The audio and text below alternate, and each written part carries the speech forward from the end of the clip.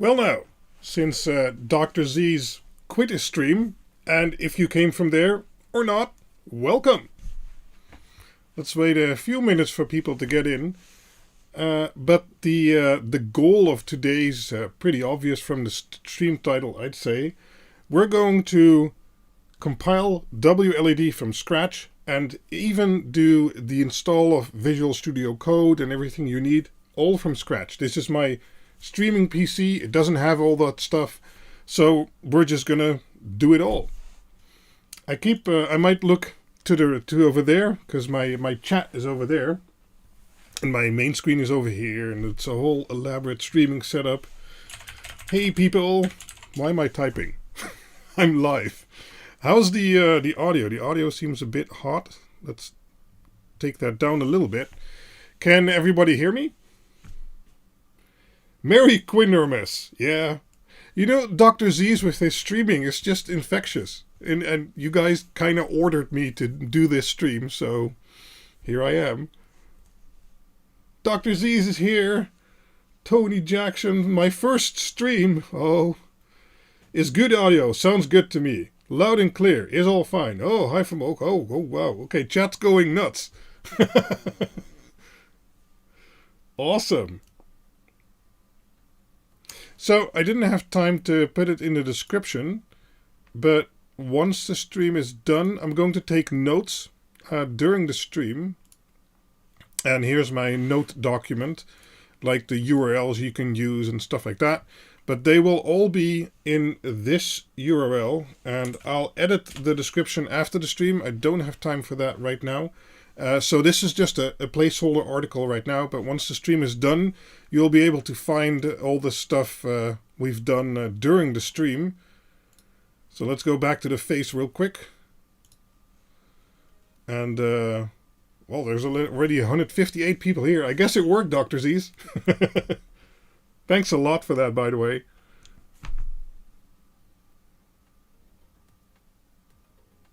It's HTTP link. Oh no, they should update that.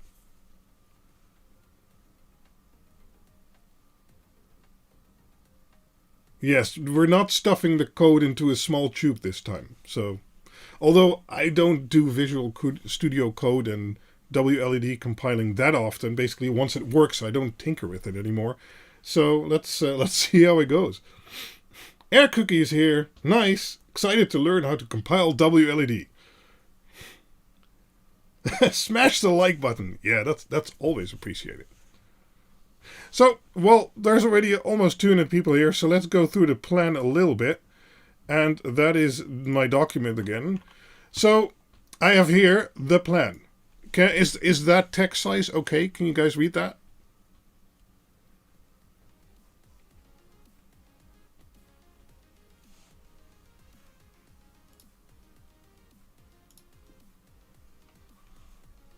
So stoked for this. I'm at work. Definitely read it. Let's add button control with QuinLED. Maybe later.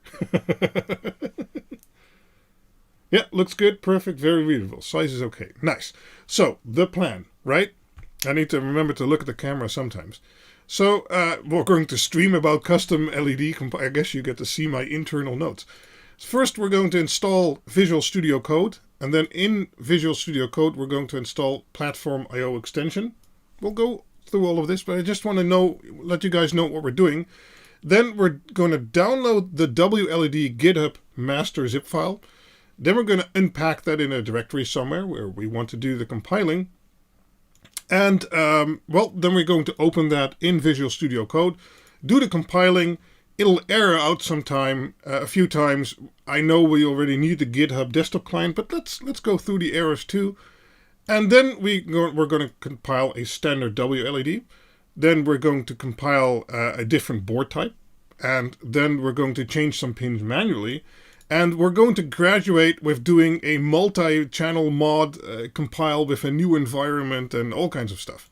And then we'll look at some special stuff that was added in 11.1. And that is that you can set, for instance, a pre-compiled Wi-Fi setting and ID and password. And there's a new config file we'll take a look at. And we can pre-compile an amount of LEDs and stuff like that. But we'll take a look at that. Let's see what I missed in chat. Very readable, even with middle-aged eyesight. Okay, that's good. How are your dazed thermostats going? They're doing well. Bit bigger size would help. Okay. Well, you can look at this document later on too. So let's save this real quick. So the first step is install Visual Studio Code. Okay. And I have the URL listed here. So once this document is on the website, you can just get it there.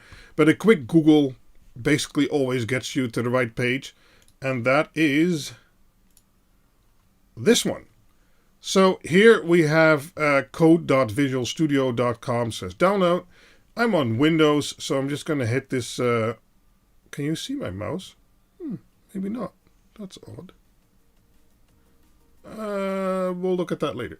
I'm just going to hit this big Windows button here. Oh, there it is. Where was my mouse gone? That's odd. And, well, it downloaded immediately. So let's hit the installer. And then I'll have to make that installer appear because I didn't share my desktop, but I shared applications. This might have been the wrong choice. Bear with me here. So here's the installer. We of course accept. Next. I don't care where it puts it. It needs about 250 megabytes. Sure. Whatever. I'd like a desktop icon. Sure. Yes, that's all fine. So now we're installing Visual Studio Code. Stream is dead.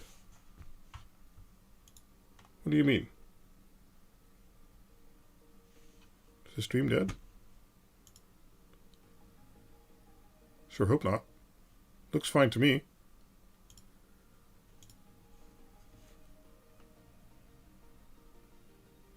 Can anyone say anything? Oh, it's fine. Okay, phew. I was like, what do you mean it's dead? Am I doing this all for nothing? Okay. Visual Studio Code installed, and now it says launch Visual Studio Code. Okay, sure. Let's do that. Now I need to change the highlighted window again. Code. There we go. Let's make this the right size. Oh wait, I need to reset this. You're gonna have to bear with me a bit. I don't do this kind of stuff that often. Okay, so now we're in Visual Studio Code, and I don't remember if we can change the font size real quick. Because this is a bit small, right? We'd like that a bit bigger. Is it this one? Settings. Font size in pixels. Let's go to 18.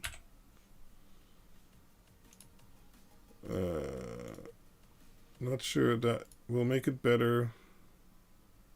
Yeah, control scroll wheel isn't working. I know I've done it once before.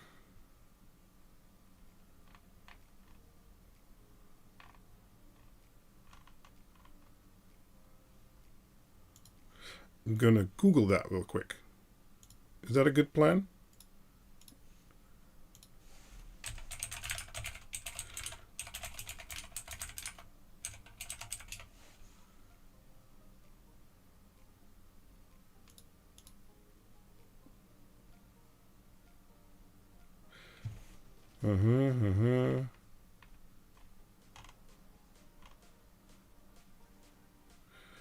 Does anyone have an idea? Oh, Control Plus. Okay, let's check that out. Yep, that did it. Nice. Okay, that's a bit big. Let's go like this. Thanks, Air Cookie. Awesome. Yeah, Control Scroll Wheel didn't work. Scroll Wheel, that sounds really Dutch. Anyway, the next thing we're going to do is we're going to go back to the browser because... yeah, let's do that. That's fine. And the next thing we need to download is from the GitHub from Air Cookie. We're going to download all his code. So we make sure that the master branch is selected. So that way we get the newest version that is officially out right now, and we say download zip file. Now, I know there's different ways to do this, but this is how we're going to do it. And let's open that zip file, but it opens in 7-zip, so I need to fix that again. Hold on just a second. So in my case, this isn't 7-zip, but it could be in Windows zip or whatever. We just need to extract this somewhere.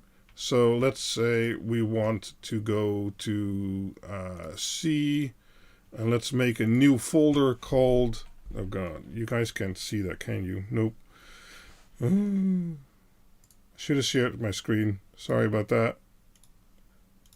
So I'm making a new folder, and let's call it Visual Compiles, I don't know, something like that. And then let's make a new folder in that called WLED 0.11.1, because that's the version we just downloaded. Okay, and let's say okay. Okay. Well, that went very quickly. Let me just verify that it's there. Yep, it is. Okay, so we can close 7-zip and go back to Visual Studio Code. Now let me look at chat for a little bit. People asking for the multi-channel, I expect.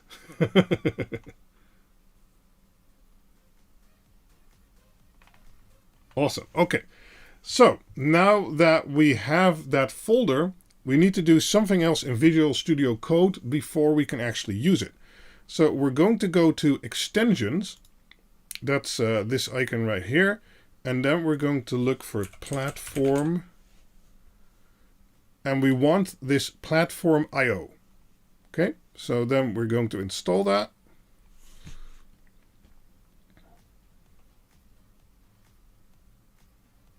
A non-addressable RGB version. We can do that after we go through the plan.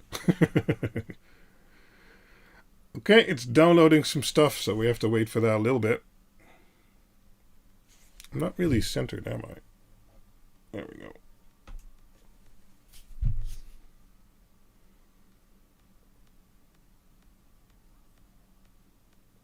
Oh yeah, there's the wiki. The WLED wiki has a lot of good articles, so make sure to check that out.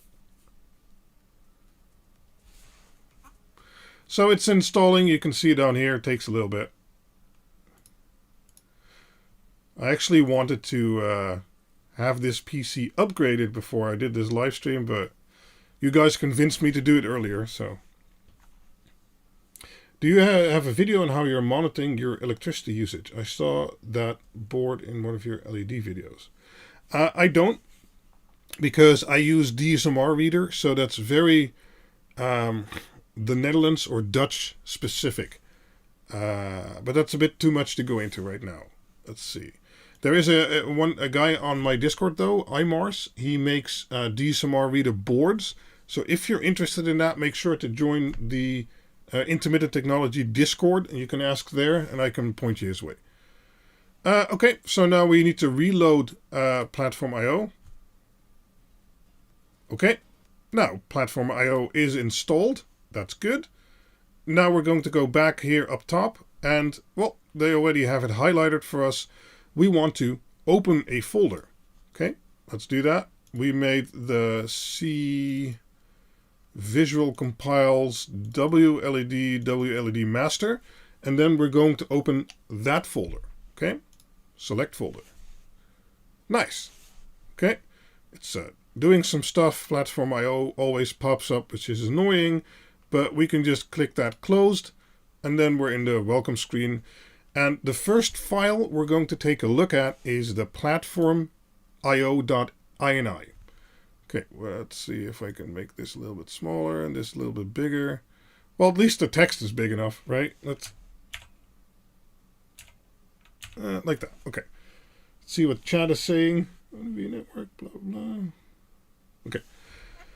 Now, before we change anything, let's see if it compiles. So we just downloaded the master build off of GitHub. We opened that folder after installing PlatformIO in Visual Studio Code. And down here, there is a little button that says, well, you can't see it because it's slightly too big. It says, oh, it's a pop-up. You can't see it, never mind. But there's this check mark, which says PlatformIO build. Okay, let's hit that and see what happens. We see that the window gets split, but basically we see yellow text, and especially red text mostly means bad stuff. But what PlatformIO does for you is, and Visual Studio Code, is that it downloads all the dependencies to compile this code. Let me change my screen here. It downloads the dependencies to compile this code automatically, and that's what you see it doing now. So we just have to wait for that to continue, and then let's see what it complained about, why it didn't want to compile. Just joined your Discord before the live stream. Awesome. It's compiling away. Yeah, you see it installing all kinds of libraries, but well, it was kind of expected, of course. The compile for both the ESP8266 and the ESP32 failed. Okay, that's fine. Let's see why it failed. And basically, if I scroll up and to the top part of the yellow text, it kind of really hints me to what the problem is, and that it says, please install hit client from, okay, from here. So let's control click that to open the link. Are you sure you want to open this link? Yes, I'm sure I want to open this link. Let me switch that.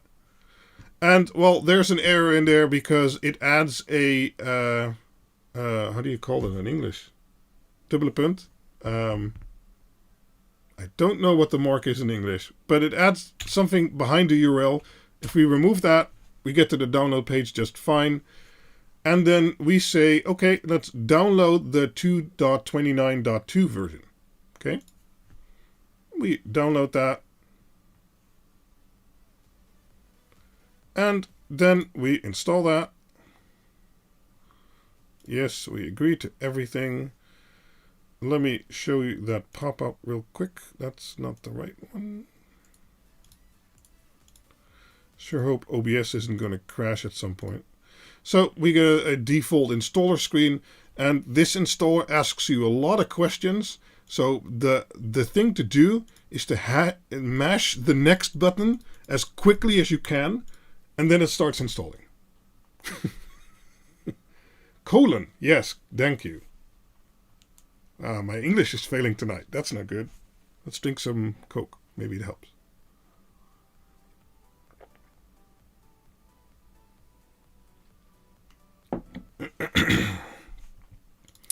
Okay, we don't need to view the release notes. So we go back to Visual Studio Code, but it won't auto-detect the GitHub client we just installed without restarting it. So I'm going to close it. And then I'm just going to start it again. Resize a little bit. And I have to make sure you guys can see it. There we go. And we're still the PO home. Why is my mouse not showing? Okay, the PO home opened again. Let's click that away. We're still in that PlatformIO file because it reopens where it left off, basically. I hit the like button too. Yeah, thanks. We don't have Dr. Pepper. We have, but I don't have any in-house. So, and well, let's try that compile that build button again without changing anything and see what happens. See if that resolves the error we were having. Okay, so now it's using the GitHub client we just installed to pull in more binaries and code and stuff like that. Okay, see, it looks better than last time. Oh no, all kinds of errors. Actually, I don't think these are errors because yellow is a warning, red is an error. So let's see what happens. This started happening since 11.1. I'm not sure why, Air Cookie, but I'm sure you can answer that.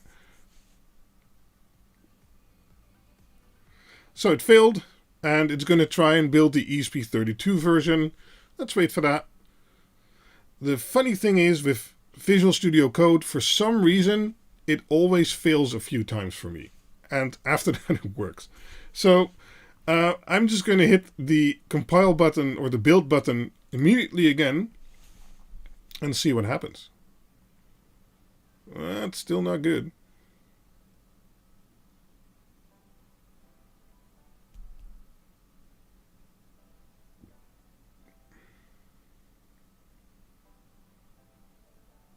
Okay, it's compiling some more stuff.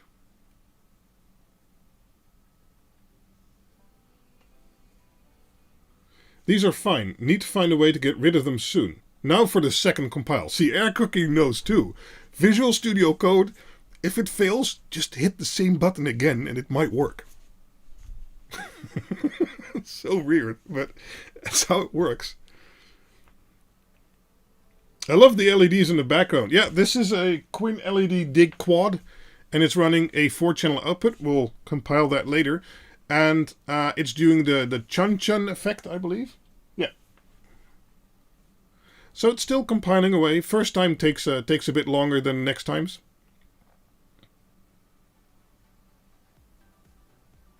Yeah, can create errors. I've seen those before too. Just hit that build button again. That's the best advice I can give you. Keep hitting that build button. Not sure my camera's in focus. I think so. Still compiling away. It's doing the ESP32 version now. If you tried turning it on and off again. If you tried hitting the build button again.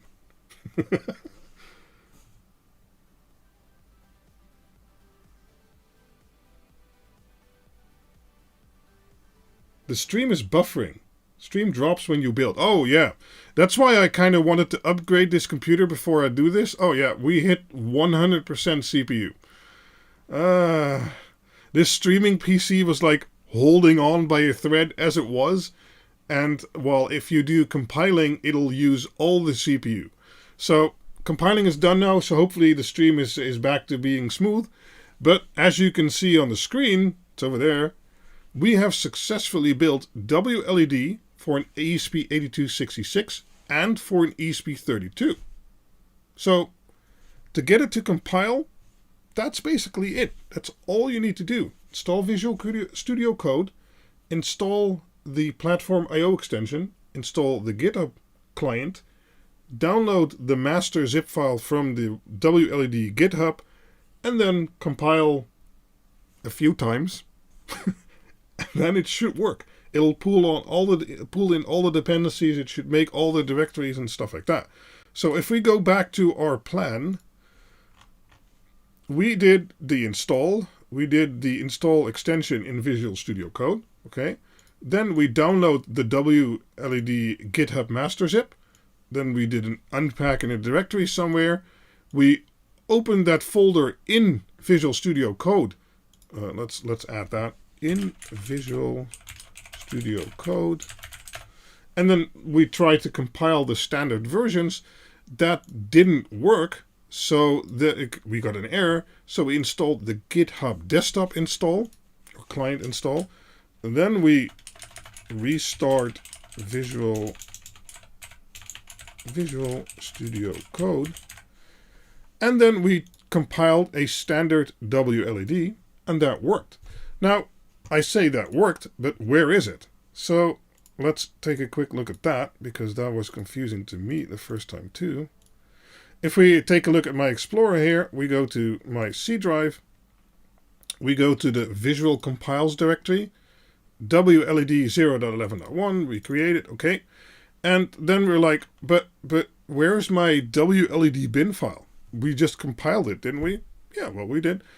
We go to this .pio directory, and there we go to the build directory, and there we see those two names again, Travis ESP32 and Travis ESP8266. Those are basically the builds we enabled. If we look into that, there we find a firmware.bin file, and that is the one we need. Let me make this slightly bigger. Yeah. So this is the bin file you would flash with, for instance, ESP Home Flasher. I know you can do it from Visual Studio Code and hook it up and do it over serial and stuff like that. I find that too complicated myself, so I just generate the bin file and then use ESP Home Flasher. We're not going to do that now. We're going to make some custom versions first. We can take a look at ESP Home Flasher later if you'd like. Impressed you can type without looking at your fingers, okay? But this is the two builds we just did. So in a nutshell, that is actually all that is needed to do this. So let me look at chat for a little bit.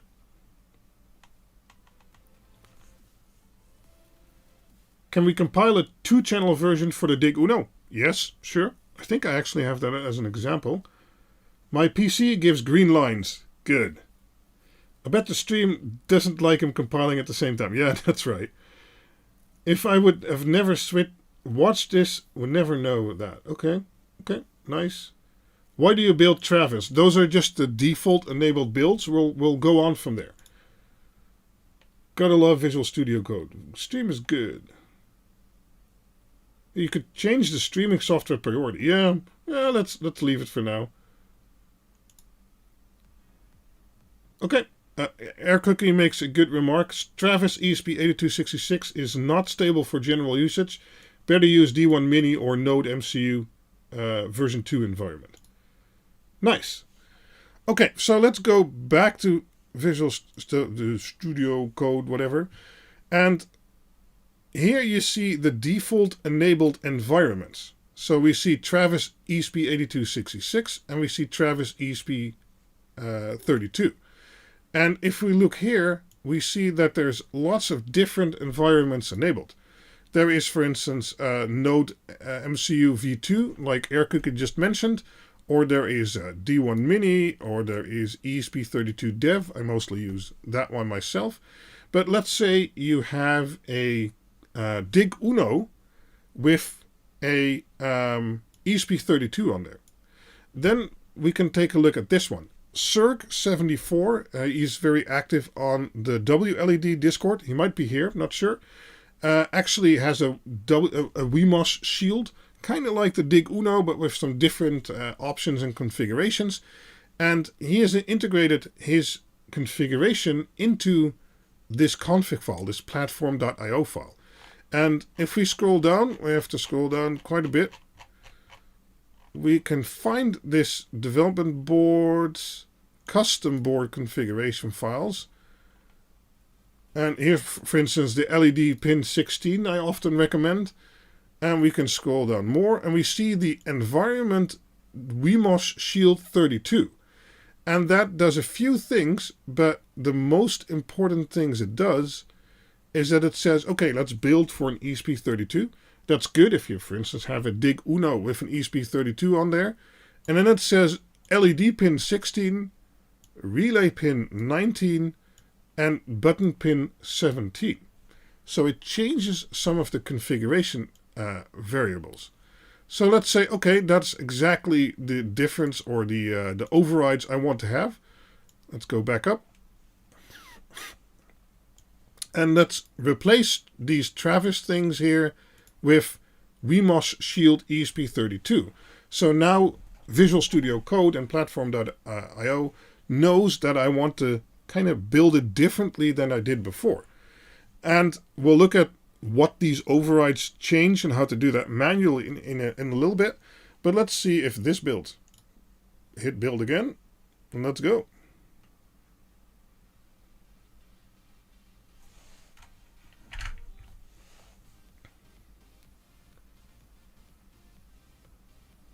Yeah, I'm not going to explain how GitHub works. I think that's a bridge too far for how to compile WLED video. So that's why I suggest you just download the master zip and then compile that. But there's loads of ways to do this and auto update and all kinds of stuff.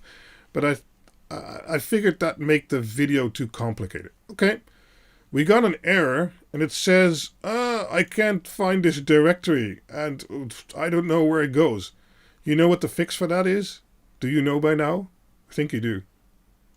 Let's just hit the button again. Is it that simple? QuinDoor, use icon. Use the icon on the left. What icon?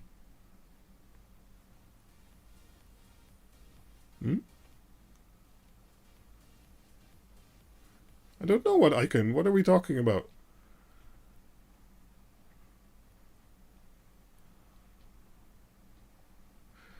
So we just started again, and it complained it couldn't find or make some kind of directory. But if we do it again, you need to explain how compilers work. So basically what you download from GitHub is the raw code, but the raw code isn't in a format that an ESP8266 or an ESP32 can understand. And basically a compiler is a translation between the raw code and what the CPU on an ESP module can understand. And that's basically what the compiling process does. It changes the code into instructions that are suitable for the target platform, in our case an ESP32. Okay, so hitting it again, it compiled successfully. It actually tells you here that it's in PO build WeMOS Shield ESP32, but we have our Explorer open. We see that it deleted the previous builds actually, and now we have a WeMOS Shield ESP32. And if you'd have a QuinLED-Dig-Uno, this would be the correct settings for that with an ESP32 on there. Or on a QuinLED-Quad, this would also be the correct settings. But let's take a look at those settings. Or let's take a look at chat first. That is a very good explanation. Thank you very much, Johnny. Nice you're here. This time, go and check the binary in the build output directory. Okay, yeah, well, I did. We checked that last time too.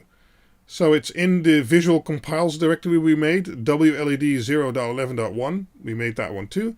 WLED master .pio /build /WeMOS Shield 32 because that's the environment we built. And then over there is a firmware.bin, and that's the file you flash. He meant go to the PlatformIO environment on the left. Okay. Yes, PlatformIO in Visual Studio Code does everything for you. Yeah. WLED master /build output. Is there another directory?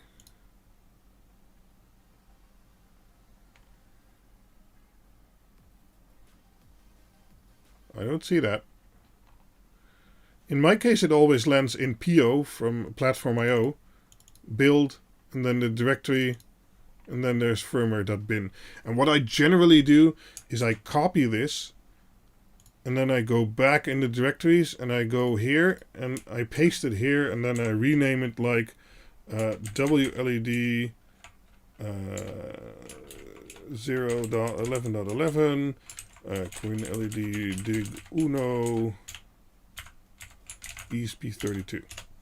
And then I know this is a WLED build of 11.1 for the pinout for the QuinLED-Dig-Uno with an ESP32 on there. You didn't get the same error about the GitHub client. Well, then you probably have the GitHub client installed, Dr. Z's. Build output, I can see it. What do you mean? Maybe I'm just missing something. I don't know. Oh, you mean here? Okay, sure. I never looked at that. See, I learn new things too. I should stream more often. Okay, yeah, there's Travis, there's ESP, and there's the WeMOS Shield we just built. And I guess we can reveal in File Explorer. Oh, wait, I didn't show you guys. Sorry. There's a directory here called build output that has firmware, and then it has all the stuff we just built. And if I right click it and say reveal in Explorer, it takes me to WLED master build output firmware, and there's all the bins you need. So that's maybe even an easier way to find the binary files. That's a good tip. Nice. Quindo, please listen. I'm trying to do this live stream and watch the chat. So I try. Okay, so let's see, because now we have a custom compile. Uh-oh, that's not the right one. This is the right one. Let's go back to platform.ini, and that's basically the global environment for what you want to compile. And let's remove the WeMOS Shield ESP32, because that's not what I want to do anymore. Let's do what that basically did manually. So we select the ESP32 dev that we want to compile, because let's build a custom configuration basically. So we set in platform.ini, we set ESP32 dev environment. And that basically sets some default options to compile. But if we want to change those options, instead of using an override in this platform.ini file, which can be prepared and stuff like that, we can go into the W00 directory, and there we have the nbp wrapper.h. Now this file contains a lot of the configuration items you might want to change. There's a new one since 11.1 called myconfig.h. But let's focus on nbp wrapper or npb wrapper.h first. See if someone in the chat is already shouting at me.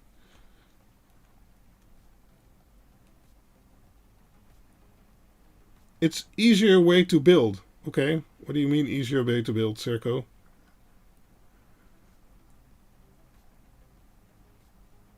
Yeah, it's nice that the binaries are named to the environment variables. That really helps keep them apart.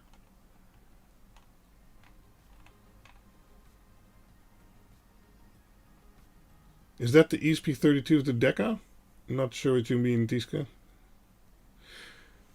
So, if we're looking in here and you want to change some stuff to custom pinouts, basically what you can say is here they have define LED pin.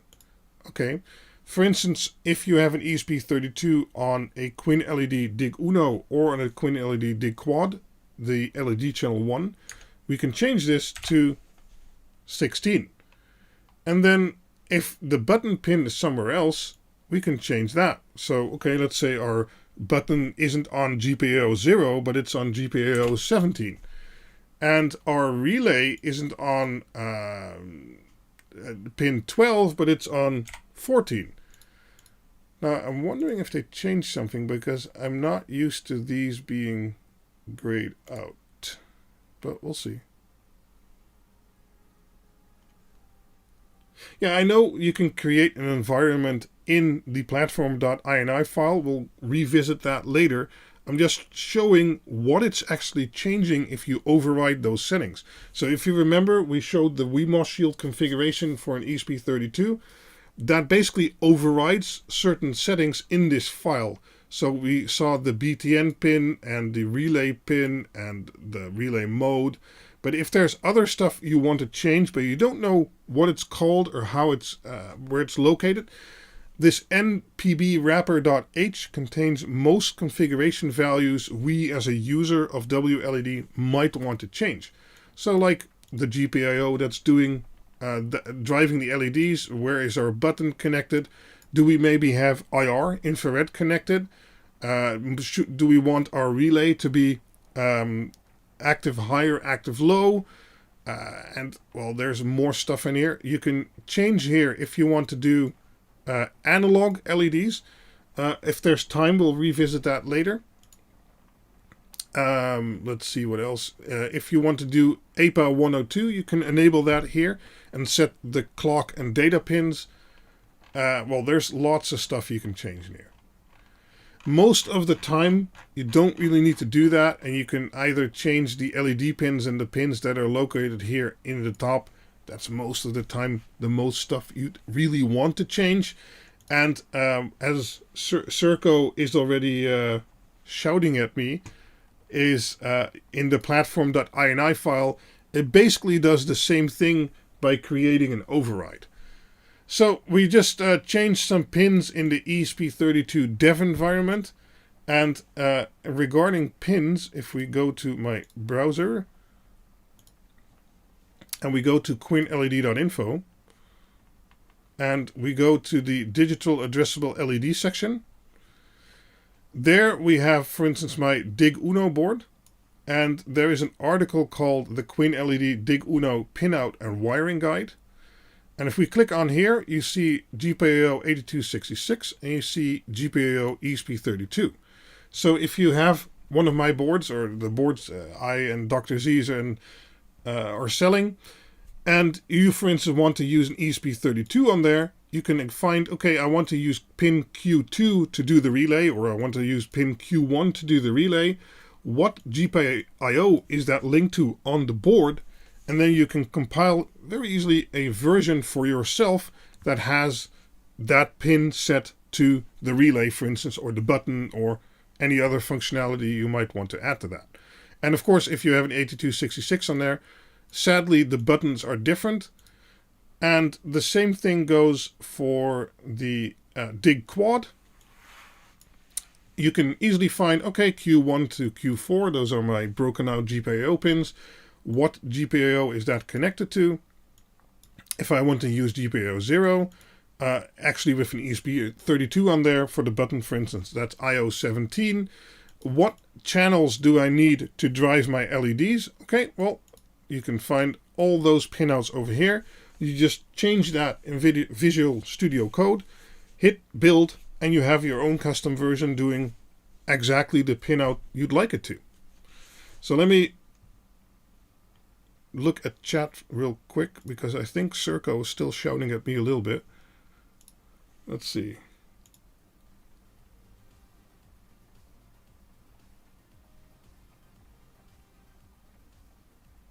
Let's scroll back a little bit.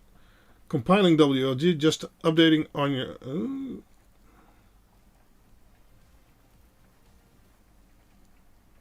There's an ant icon. Okay, let me look at that ant icon. Let's see here. Okay.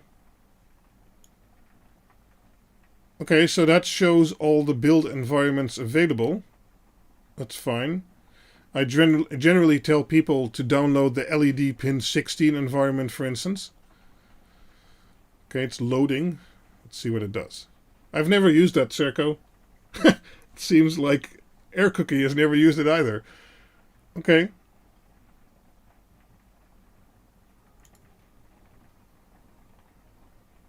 Okay, well, sure. I guess I could hit build here. But, okay. I generally just change the pins, or I make my own environment variable. So, let me check my my roadmap here. And see where we're at. Because we said, okay, let's compile standard WLED. Then we changed the board type. We use that WeMOS Shield ESP32. So that's a pre-configured board type you can just easily select. And then we said, okay, but if we want something different than what is already available in a pre-selected environment for a board, we can change those pins ourselves. Okay. Now, we can also compile the multi-channel mod with the new environment setting. So a new version of WLED comes out. There used to be a fork from Peace Penguin which added multi-channel support, for instance, for the Dig-Quad over there. And nowadays there's a mod. I'm not sure who made it, but to use that, let's add a new environment. And that's actually not this one. Let's call it QuinLED-Dig-Quad V1. And I want to use the standard ESP32 environment. That is correct. And then we're going to say, okay, let's make it for 4 LED strips. And the pixel count is going to be 300, 300, 300, 300. And I believe it's the I/O pins, I know them from head, is 16, 3, 1, and 26, if I'm not mistaken. Let's check that real quick. So we have a Dig-Quad. We want to do LED 1, 2, 3, 4. That means we need 16, 3, 1, or 26. Now, there's a note here on some ESP32 mini boards, LED 2 and 3 can be reversed. That's why on the precompiled binaries I've been making 1 3 versions and 3 1 versions because of that reason. Okay, let's, oh, no, we were doing stuff in Notepad. There we go. So we're basically creating our own build environment, and this will be in the document or on the webpage once the stream is done. We're saying we want to use the ESP32 multi-strip mod. Then we have 4 LED strips. We're doing 4 LED strips of 300. Actually, let's do what's over there. So instead of using the 300, those are 4 channels of 72. 72, 72, 72, right? Then we say for the multi-channel strip mod, the data pins are 16, 3, 1, and 26. Maybe 1 and 3 are reversed, we'll see. Our relay, if we have one connected, we're saying is on 12, and our button pin is on 17. And if we check in our pinout guide, that is... the button is on what normally is GPO 17, and I forgot which pin we set. No. Oh yeah, we set the relay pin is on 12. Oh, actually, we don't have 12. So let's say the relay pin is on IO 19. So let's go back to the notepad and make this into 19. Now let's copy this custom environment we just made. Copy, and then we go to Visual Studio Code. We're going to click the Ant away. There we go. Platform.ini. Let's just go all the way to the bottom. Whoop. And let's add a custom environment here. So we say environment, QuinLED. Well, I just copy and paste this, so you should probably too. But now let's copy this part because we want to tell it to compile this exact version with these overrides in it, basically. Okay, let's go here. Let's go paste. And, well, I think we can just hit compile. Let's see. Let's see what everyone's saying. Swipe that like button like your mama taught you right. Thanks, Grotto. Or Air Cookie's going ham on all the questions. That's good.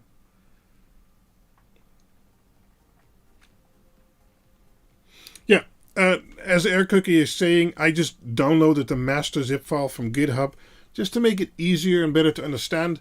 Once you understand how GitHub works, you can actually sync that folder automatically and then do it that way. But that's a bit too much explanation. Guess what? Build fails again. Okay, that's fine. We just hit that button again. That's the best tip I have. Hit that button again. Can you briefly explain the button and relay pin? So if you take a look at a QuinLED-Dig-Uno board or a Dig-Quad board, and we can do that while it's compiling. Let's see here.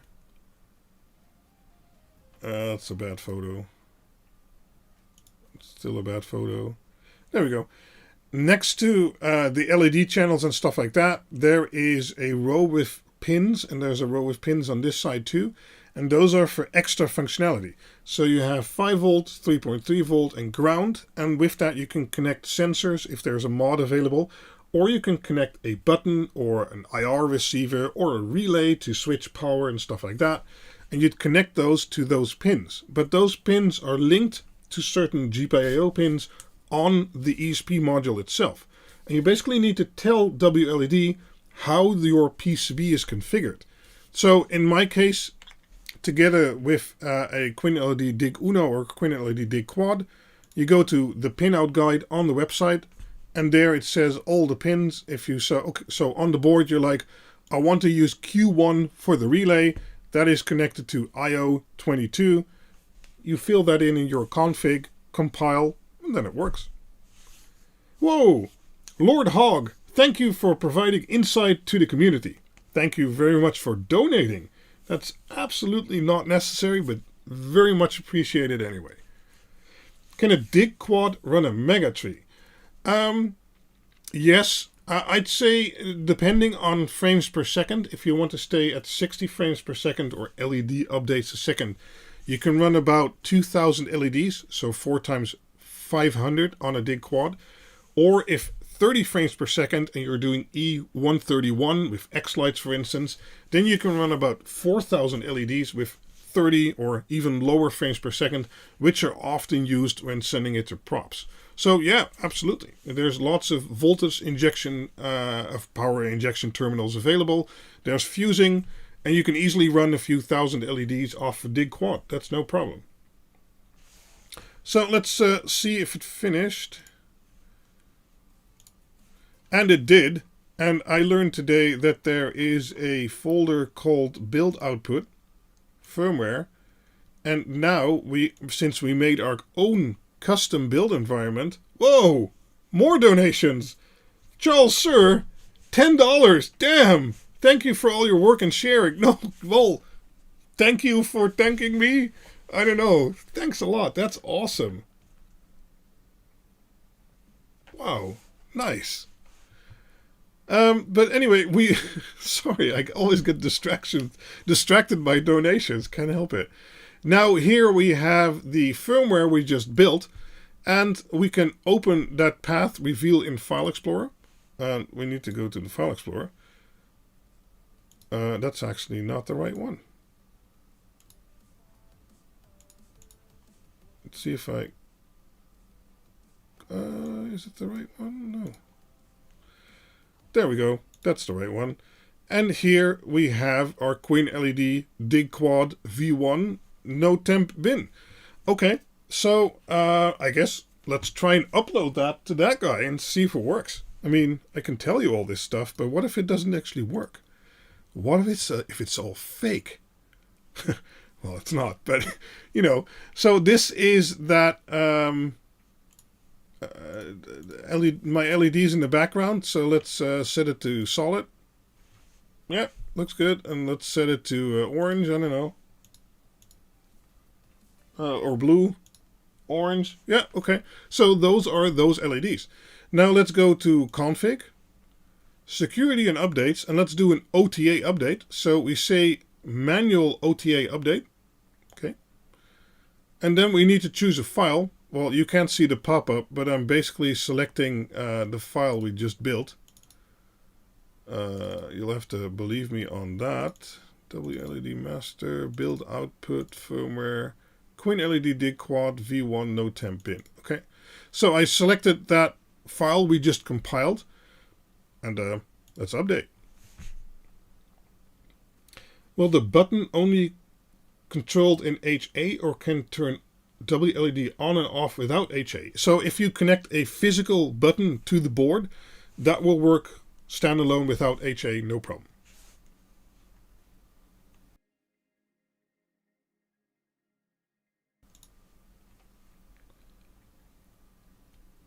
.4K LEDs not yet supported in WLED. That's true. Sorry about that.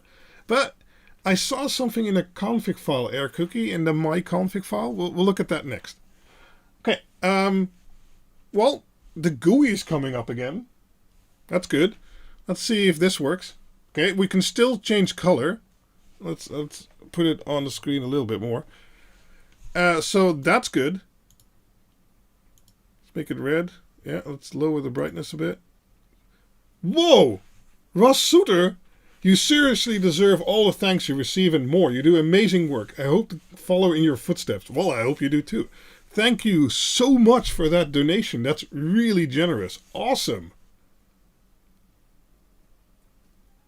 Yes, this live stream will be available as a video later, and I'll have the accompanying document and stuff like that. No worries. Okay. So we set... let's configure these LEDs, because it was set to 1200 before because I was using my pre-compiled per channel 300 binary, but now we have 288 because we have 4 times 72. And since I did an OTA upgrade, it remembers that I, for instance, had my automatic limiter off. So if you flash using USB, your ESP gets erased and you lose all WLED settings and presets and stuff like that. But if you OTA flash, just like we did just now, and this one was actually running 10.1 and now it's running 11.1, you keep all the settings. So that's good to remember. So let's change this to 288. Okay, sure. And then let's create some segments. So we said, okay, we have 288 LEDs in total, but during that compile file, let's take a look at that notepad again, we said we had 4 strips of 72 LEDs apiece, right? Now, this could be like 72, 150, 400, no, not 7400, 480. But in our case, we actually have 4 times 72. But you have to fill in there what you have connected to each port. Because then what we do is we make a segment and we say segment 0 is from 0 to 72. Okay. And now only 1 is on. And then we say 72 until 144 because I have exactly those amounts. Okay. That turns on the second one. 144 plus 72. I can't do math. I'm not going to do math. 216. Okay. So in my case, my third segment is, or segment 2, but it is my third segment is that. And then the last segment is this. It is.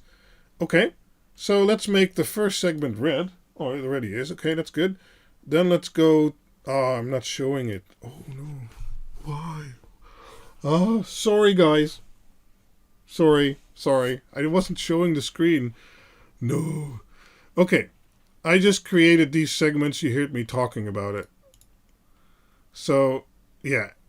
You configure basically those. You configure first in the compile section how many LEDs you actually have on the port. And then over here, you configure a section per port if you want to control them individually. Or you don't create segments and then it'll act like one big LED strip, which is still divided over all ports. Yeah, sorry about the screen. Oh, I get so distracted from donations. This doesn't mean you have to stop, but you know. Okay, so we set those segments. Let's make them a different color. So first one red, let's keep that, that's fine. Then segment 1, I guess we can make that orange. Or blue. Let's make it blue. And then segment 2, we can make that green. And segment 4, which is called 3, let's make that, I don't know, this color. Cool. That all works. Nice. Now let's select those segments and do an effect. You know. So we can select all the segments at the same time and then, for instance, do the palette effect. Let me turn that brightness down a little bit. There we go. Now you can see it. And we can select them all at the same time and change the palette. Okay. Or we can select a few of them and then have them do the same effect, but a different palette, for instance. So now we have 2 doing one palette and 2 doing the other palette while doing the same effect. But now that we've split it up in, let's see, okay, I want Pacifica over here with the default palette. So now that we've split up the ports we compiled into segments, you can use them as 4 individual LED strips. And as you can see, well, that seems to work fine.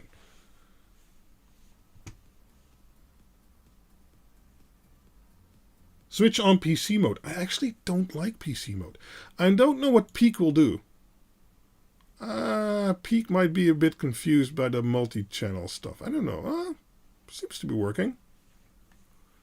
I guess so. Well. Okay. I see some people in the chat talking about that PoE module. And while Odimex, they make very nice modules. So if you need an ESP32 with LAN, especially that PoE model, absolutely get it. From what I understand, that works fine now with WLED. Let me see if I'm focused. I don't know. I think so. But I am working on some future upgrades, and we'll talk about that in a minute.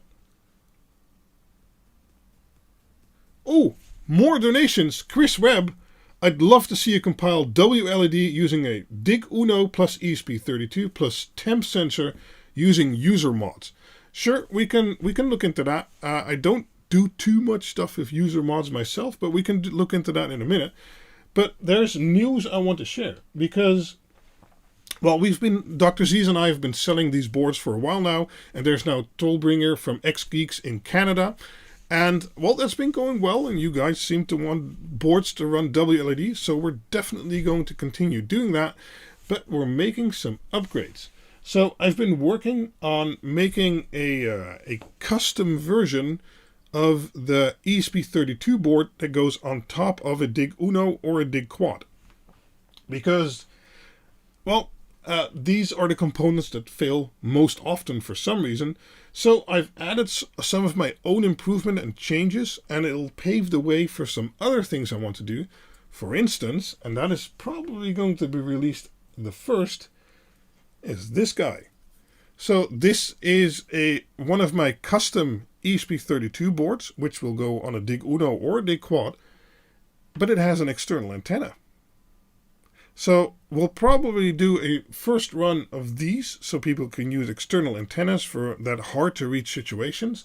And, well, since you're all here, and Dr. Z's has been telling you also, I am working on an Ethernet upgrade, and basically what it will do is that with a Dig-Uno or Dig-Quad you have right now, some things will have limited functionality, but you'll be able to take the ESP8266 or ESP32 off and plug in the Ethernet module or Ethernet enabled ESP32 I'm currently building, and then you've upgraded your current Dig-Uno or Dig-Quad with Ethernet capabilities. Now, this is still a bit away. It'll probably be March or maybe even beyond that. I'm currently doing prototyping and testing and stuff like that, but that takes a long time, and I don't want to sell you guys something I am not 100% certain of that'll work. So bear with me a little bit, but there is upgrades and changes and stuff coming. Please ship those to Brazil.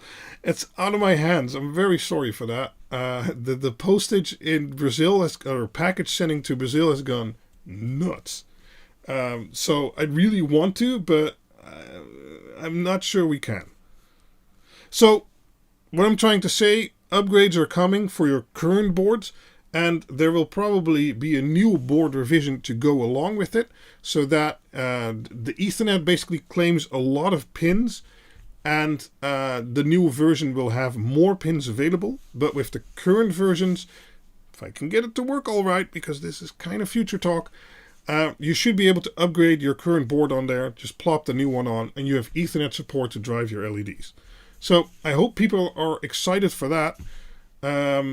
So we are trying to make the best of the investment you have already done, so you can just upgrade instead of having to buy all new stuff. So yeah. More donations! Going nuts! El Gancito! 1000 MX, or 100 MX. I don't know what an MX is, but thank you. Mexican dollars, I guess. Thank you very much. That's awesome. Oh, you're saying thank you sticker. Thank you. Yes. And Vincius Andrade. Thanks for the hard work. Thank you very much. That's so awesome. I spent days, nights, weeks working on this stuff, and I know you guys are thankful, but thank you so much. And while you're donating to me, and I really appreciate that, I just do the hardware. Air Cookie is in here too, and I just want to show you guys real quick.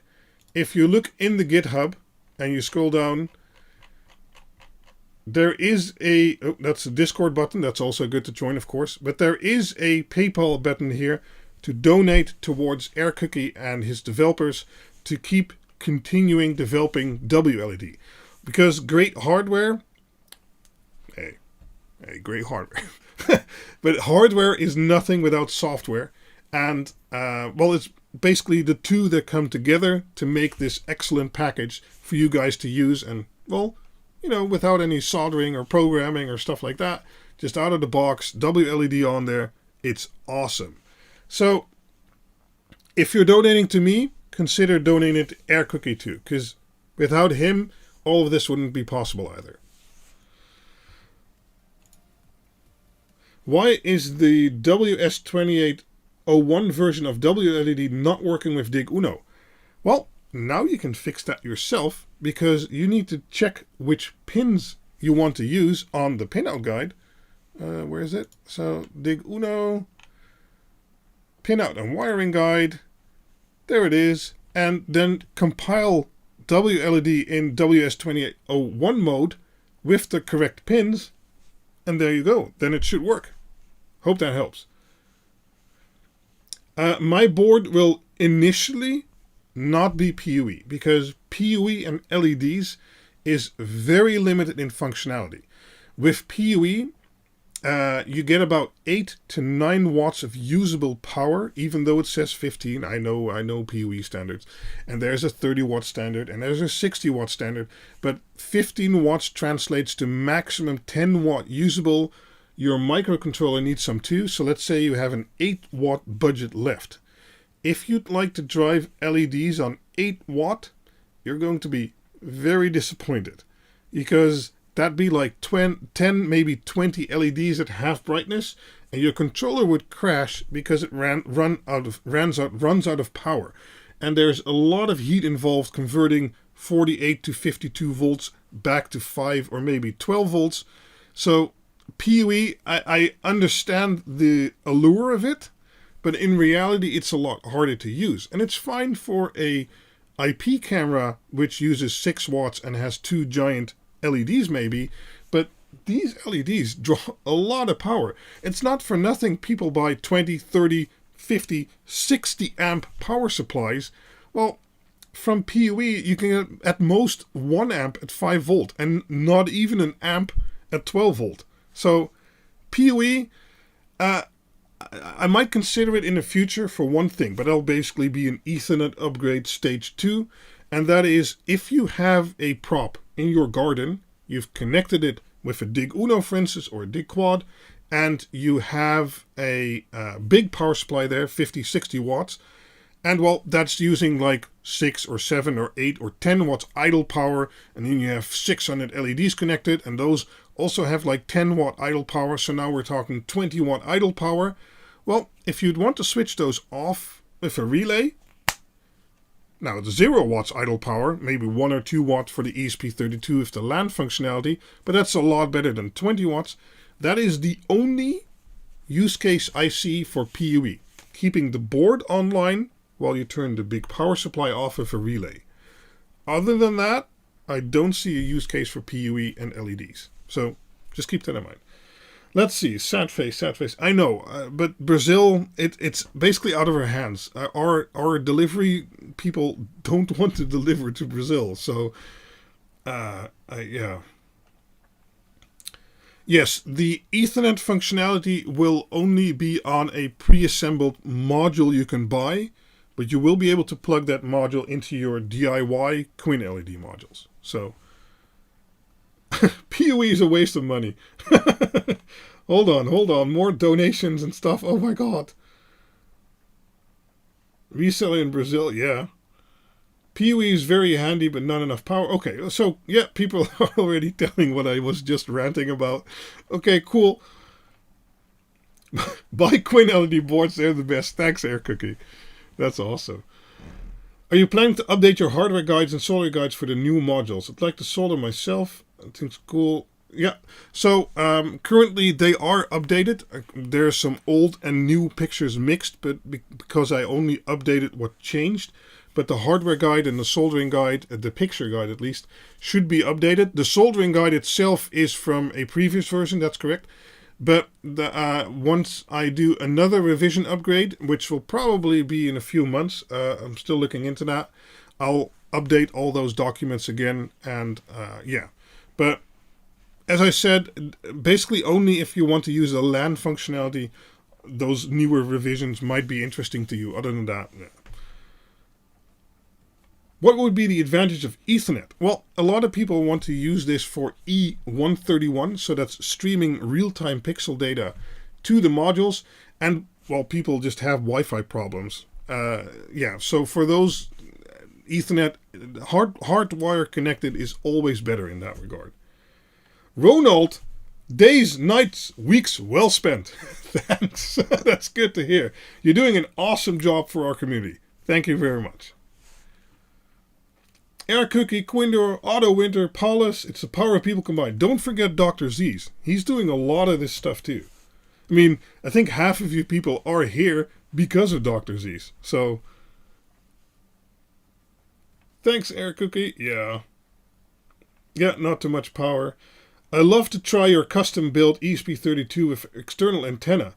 Cool. Well, I know you're on my Discord, so that's good, because once I'm doing my first batch of those, because I'm pretty certain things will work before I release them, but it's always better to do a limited batch and then do it bigger.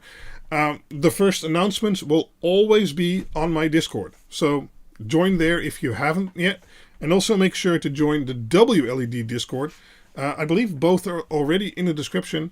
Because, well, any questions and stuff like that, and seeing other projects and people who have way more experience and have done actual projects and how to do the diagrams and how to calculate stuff, all on those Discords. So make sure you join there.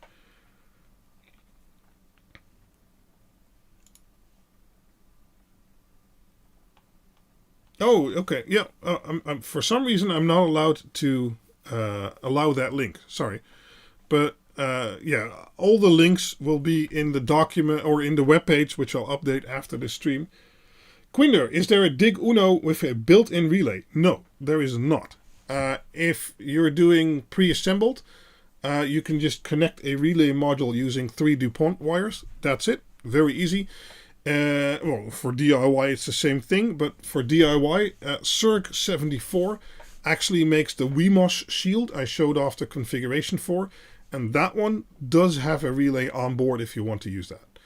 On the Dig-Quad, and I can show you, if we go to the Dig-Quad wiring guide, there's actually these terminals over here, and those are the 5-volt EXT terminals. What that means is a Dig-Quad you can actually feed with a 5-volt, 12-volt power supply for the LEDs, and then a small 5-volt phone charger or something like that for the onboard electronics. And I think I have a picture here. Yeah, so small power supply for the electronics, big power supply for the LEDs. Then you connect a relay to the AC side of... I don't think I have that here. I have another article about relays. Using a relay. You connect a relay to the AC side of the big power supply. The board stays online with the small power supply. And that way you have almost zero idle usage, and the button in WLED automatically turns the big power supply on and off. So no onboard relay, because an onboard relay would always be in the DC path.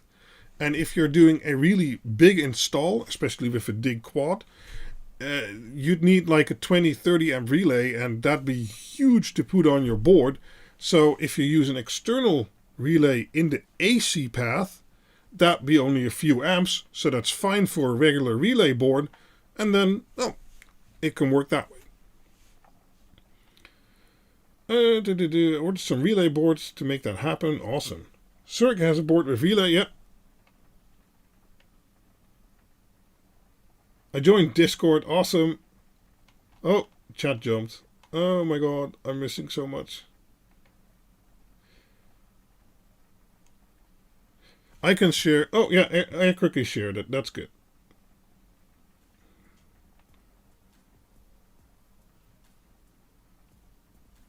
Okay, nice. Okay. How long have I been streaming? 1 hour, 17 minutes. Let's see if I had more stuff in my document to go through. Alright, we did the multi-channel mod. We did that using this custom environment piece here. And I set up some special stuff. So I noticed there was a new file in WLED. So if we go back to Visual Studio Code real quick, and we have this platform.ini, which we did our override file in. And then there was the, where is it?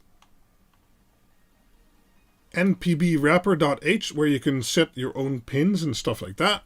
But now there's also a myconfig.h, and I believe this is new in 11.1. And here you can say, okay, I don't want to keep typing in my wireless ID and password all the time because it always needs to use the same. Now you can pre-compile. We have to uncomment it, but yeah, so okay. This will hardcode the values. I haven't done this yet, but now you can pre-compile your wireless network and password into the binary you just use for yourself. So that'd be convenient. And there's also a maximum LED. Normally, WLED limits to 1500 LEDs in total, but you can raise that limit here, but would create a low memory situation on an ESP8266. Okay, that's why my Dig-Quad, for instance, is using an ESP32. So this is new, I believe, in 11.1, isn't it, Air Cookie? Oh no! More donations! Holy Conrado Pole!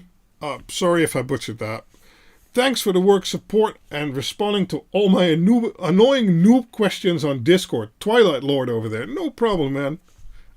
Just, you know, I like seeing people doing their LED projects and actually getting it working and calculating the power injection and all kinds of stuff. I know it's a lot of work, but once LEDs are up and they're doing their thing, it's really nice. And Pedro Henrique Soto. I'm sorry. Thank you all. Thank you for all your hard work and your attention to the community. Thank you very much. And you guys are part of the community too. There's lots of you who are on the Discords and helping other people out who just started. Maybe you started a few months ago and already know much more than them. So Kenneth Madsen says, using ATX PSU, connecting 5 volt. Yeah, okay, yeah, that's true. If you use an ATX power supply, generally you have to watch out with those because those are meant for PC usage. So if you do use an ATX power supply, make sure you have fusing on point. Now, if you're using a Dig-Quad, 5 fuses on there, perfectly fine.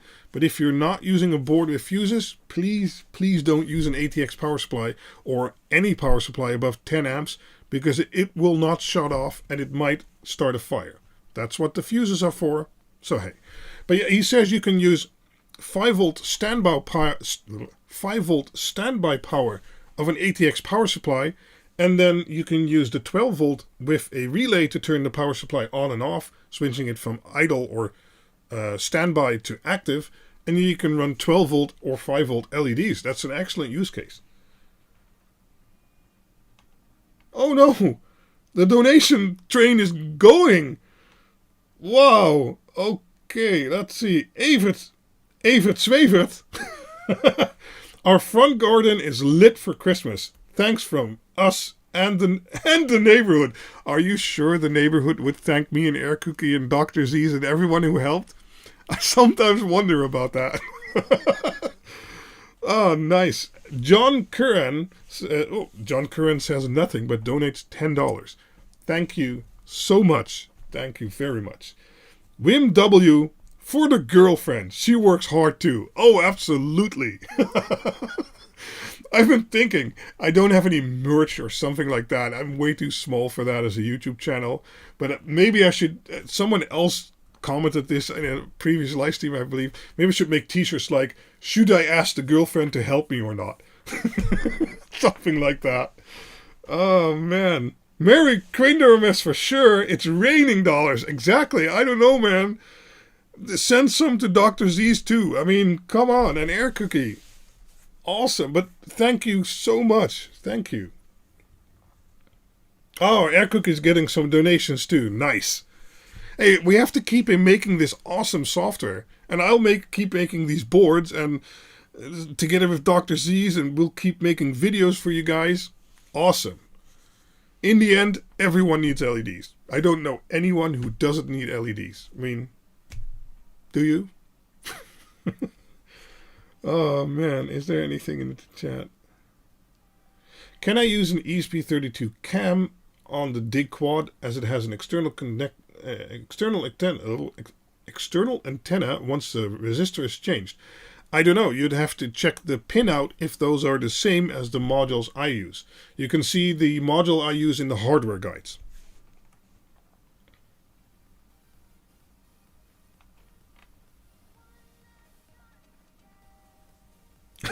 Dr. C's, I'll keep doing whatever it is I do. I'm not even sure. Whatever, man. We'll just keep doing that together and make all these people get LEDs. Or I can't make them do anything, but if they want LEDs, we'll try and help them do it right. Let's say that. Donald Cover, our Christmas lights wouldn't be the same without your help. Thank you so much. Awesome. So I haven't made a video on Christmas lights this year, but I did make an update article. So if you're on my website and you go to digitally adjustable LEDs, and you can hit the bar here or hit the picture, I have a specific builds here, and I made an article for DIY Christmas lights. And well, this is our Christmas tree this year. We use those little tiny fairy pixels, as Dr. Z's called them. Sorry about that. Fairy lights, yes. And I made a video about that last year, about those fairy type LEDs. They're very tiny. And then I did some tests regarding power injection and what you need to do there. And I kind of wrote out what kind of power injection you need to do. And I show you how I make a power injection node in the tree, basically. The equipment you need for that, it's all connected using a Dig-Quad. Well, that's the controller, then the power supply, and then the end result showing the video of last year, and then the video of the tree this year. So I know it's too late for this year, but if you wanted to make something like this for next year, there's now a specific guide for this scenario, basically. And I can tell you, it looks even more awesome in real life. And I know we're not supposed to talk about WAF points anymore. There's some family acceptance points. I don't know what it's called anymore. But of all the LED projects I have ever done, my girlfriend volunteered to help me do this for a second year in a row. And it took us 2 hours without any complaint. She loves them. So if you need to convince somebody in your household, doesn't have to be your wife, somebody in your household, this is a great project to start with, because, well, your Christmas tree will be the envy of them all. And it doesn't cost $400, $500 like Blinky does. It doesn't have the cool mapping feature, but all the effects that are built into WLED are already really awesome. So, yeah. Dr. Z's, I'm the marketing department. Exactly. And my reseller. I mean, come on. And you do support, and, you know.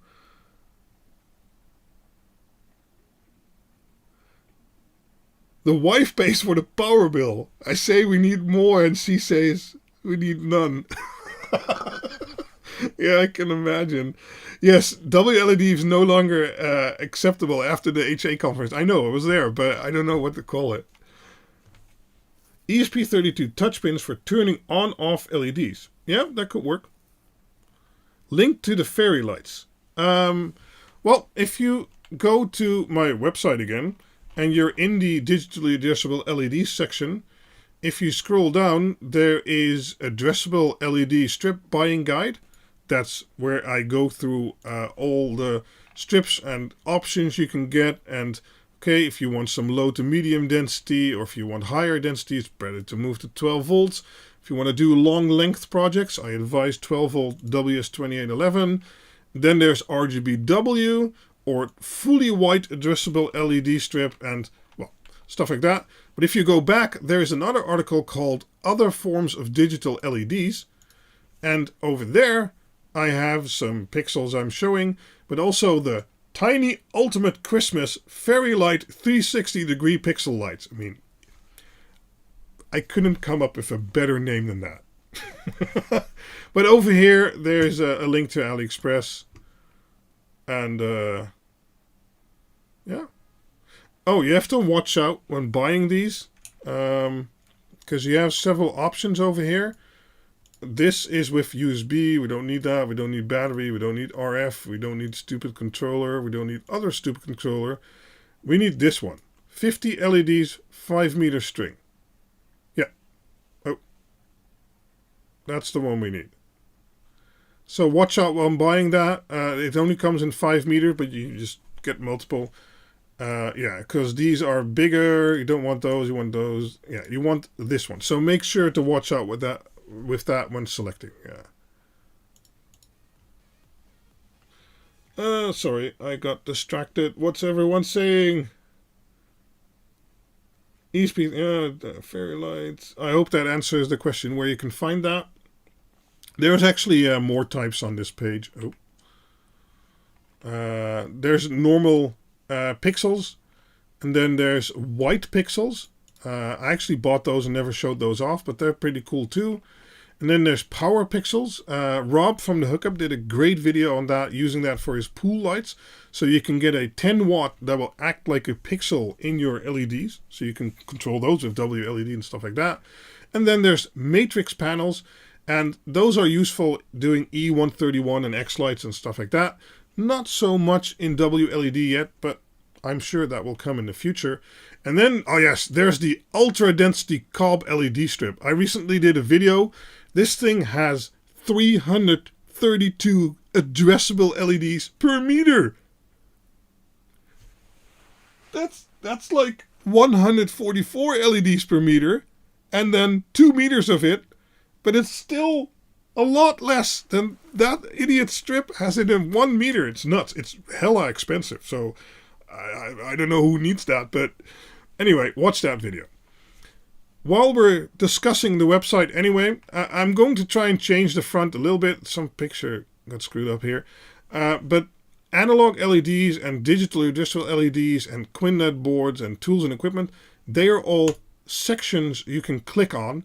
And here are all the tools I use often. So digitally addressable LEDs, you can find all articles related to digitally addressable LEDs, such as the digital LED power usage sheet. So I set out because manufacturer specifications often do not conform to what it does in real life. So I've bought all of these LEDs you see here. So if we zoom into that a little bit, there's generic WS2812B, and I tested 5 meters, 16 feet with 300 LEDs. But I've also tested the Eco variant from BTF Lighting. I've tested SK6812, APA 102. There's this Insano 332 LEDs per meter strip. And then I tested LED pixels, how much power those use. And I tested them all in various scenarios. So 100% red, 50% white, RGB white, RGBW white if it has it. And then certain effects. And then I do some recommendations of how much power you need to inject and stuff like that. And I have the same sheet for 5 volt and 12 volt, so you can also do comparison. You can download the Excel file and put them next to each other if you want to compare. If you're trying to calculate your LED setup, well, I'd advise using these numbers, but hey, that's me. So let's see here. If eSpeed display preset, Air Cookie software, Quidno hardware, Dr. Z's advertising. That works for me. That's it, Thomas. I'm the marketing department. Oh, we already had that. Sorry. I have a 12 volt, 30 amp power supply with QuinLED-Dig-Quad 750 LEDs, and had to use a 25 amp fuse because 5H3 5 amp kept blowing. What? Talk to me on Discord about that. That shouldn't be necessary unless you're using one output terminal. But then everything would run through that one output terminal, and the fusing would be kind of ineffective. And I generally don't recommend going above 10 amps per terminal. So maybe talk to me on Discord about that. Interested in what's going on. Okay, back to compiling WLED for a sec. Quindor. What was the best solution for the Travis ESP8266 error? It compiled for the ESP32 version, but not the ESP8266. It's like the power of the sun in 1 meter. Yeah, right? It's nuts. I don't actually know, Dr. Z's. Basically, once we installed that GitHub client, we did have to compile it twice to get all the errors out of there. But that basically fixed it. No errors left. So, not sure what's going on there.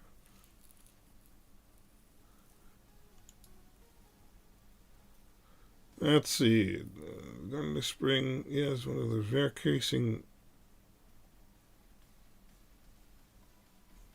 Yeah, probably. Doing it again probably works.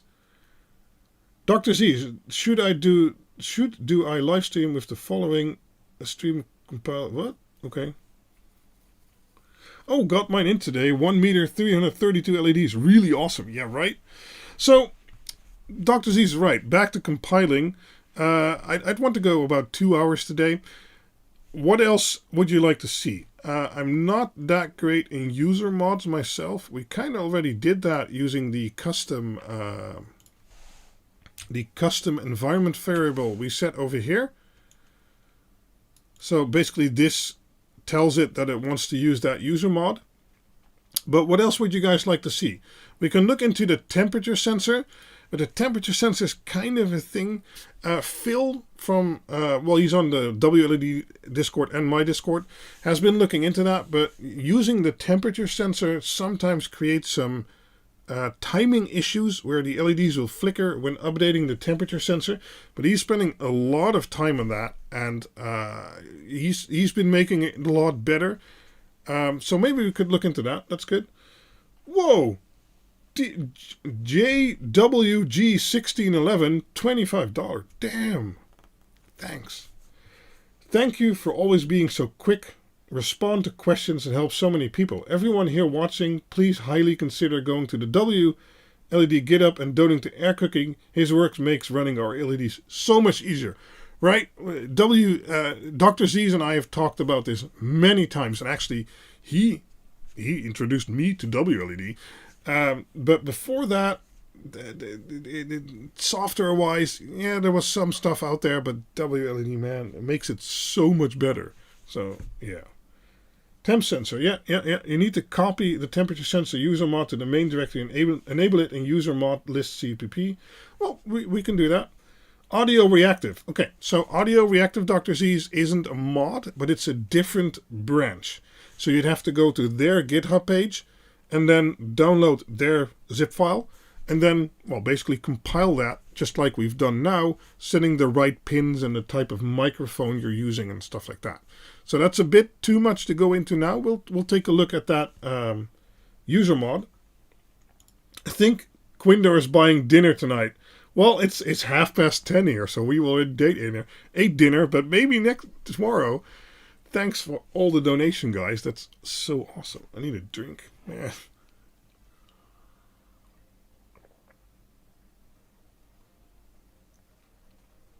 So, user mod. I believe what we need to do is there is a directory called user mods, and I'm not sure which one has the newest code in it right now. I think it's this one, temperature. Well, let's see what the README says. Based on the excellent, this user mod, blah, blah, blah, installation. Copy to the root directory, okay.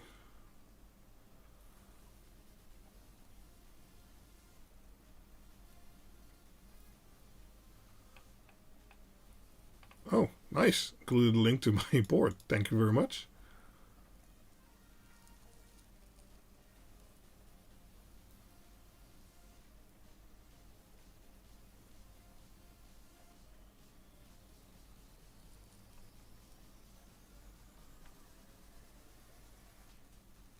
Okay, this seems to be the newest code, so let's see here. We need to copy platform override.ini to the root directory. Okay, paste. Let's go back to temperature, readme. Copy, yeah, we did that. Define your options. User mod Dallas temperature. Define this to have this user mod included. Okay. Well, we want Celsius. So if I understand correctly, I copy this. And I go to my platform.ini, and we made our... Oh, this is the override, sorry. We made our custom compile environment here. So let's add a -d, and add user mod Dallas temperature Celsius. And I'm wondering if that is already enough. Let's read the README more. No? Should be enough, I think.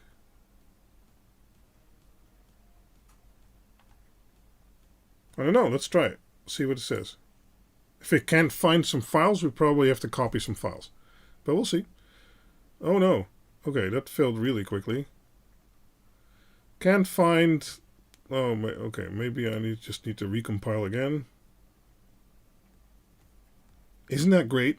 Just hit the button again. Best fix in the world.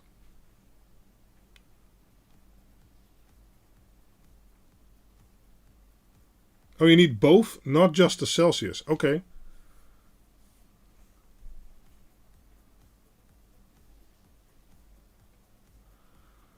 That seems to be doing it so far.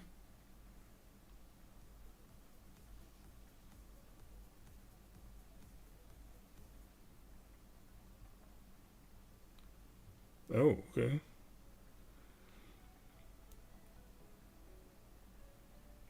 And add library dependencies, but isn't that in the override file already?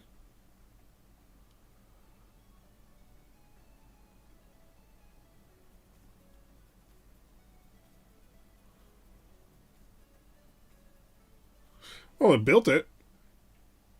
Still called no temp, but hey. How can I verify if it actually included it? I'm not sure. Well, I guess we could just flash it, right? So let's go to WLED.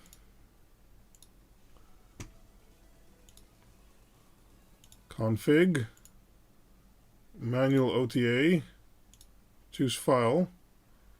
2237. Yeah, that's the new one. Update. Yeah, I copied over the ini. Yeah.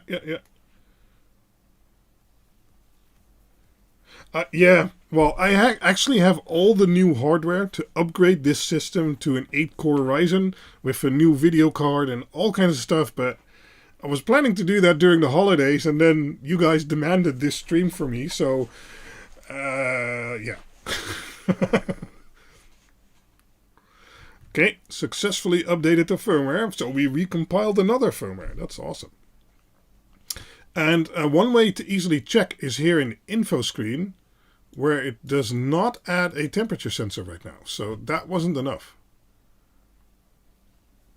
Okay, that's fine. Let's go back. And, no, not the override file. Over here, they said you have to do the normal one too. Okay, we can do that. So like that? Is that better? There is a temp sensor on the Dig-Quad, yes.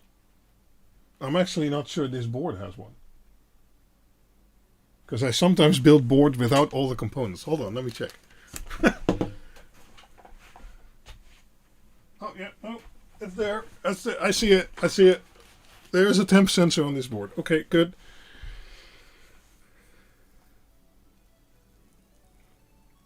Yeah, because copying that ini file created a new environment. Okay, thanks, Conrado Poulet. So let's recompile that.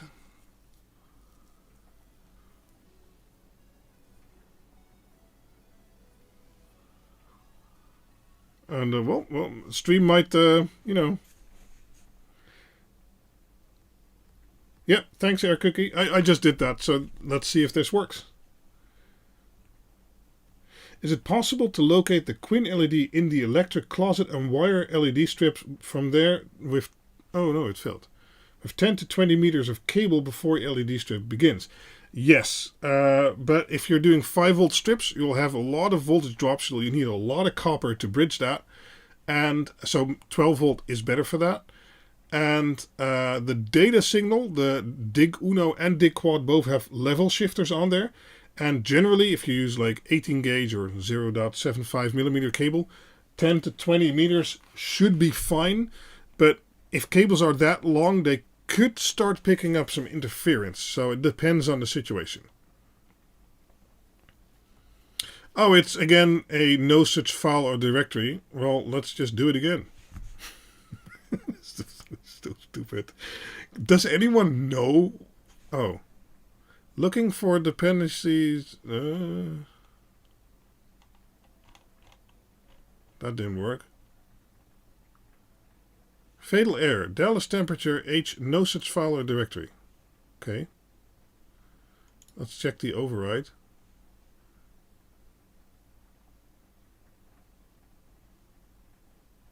Maybe I need to do something here. I'm making this more complicated than it needs to be, I guess. Okay, that does the -D user mod Dallas temperature, user mod Dallas temperature Celsius. Okay, and then it says library dependencies. So can I copy that just to make sure that works? How about I add them like that? No.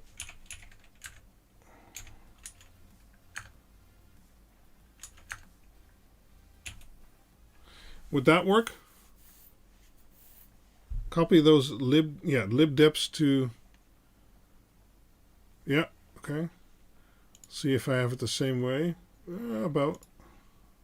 So would this work?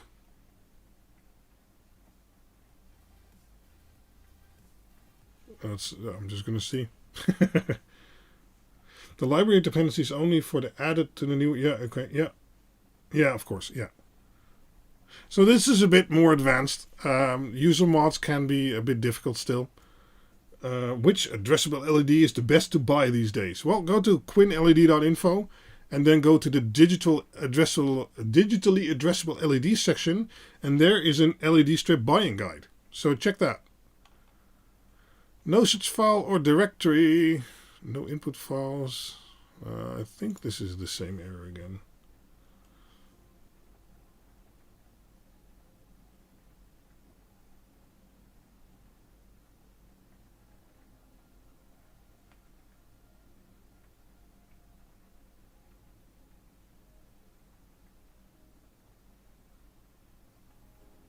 Yeah, the hookup has great LED videos too. That's absolutely true.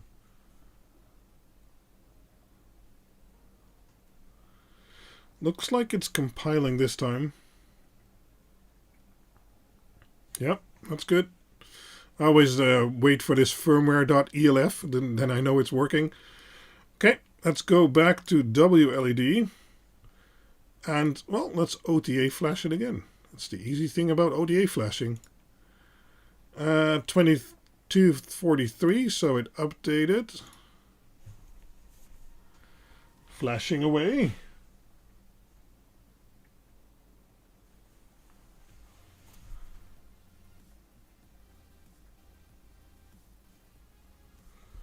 Chris Webb, I really appreciate you going. Blah, my English is failing. I really appreciate you trying to get through this. Thanks. Well, yeah, I haven't done this too much myself yet, but let's see if it works.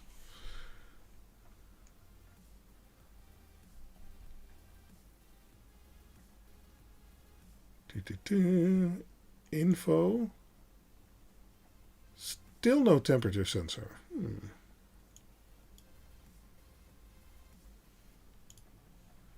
Not sure it shows if it can't find it.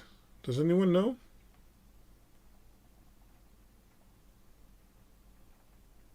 What is the next length for your full LED tutorials? I think I'm going from partial to full room LEDs. So it'll be 10 or 11 meters, I think.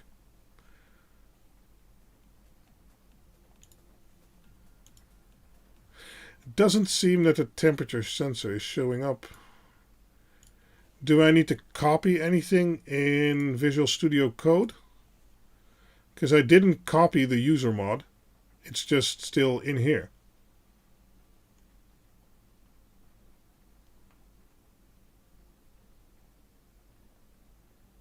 Ah, that okay. Yeah, I believe I thought that was new functionality, that if it doesn't detect the temperature sensor, it doesn't show it. Figured as much. Um,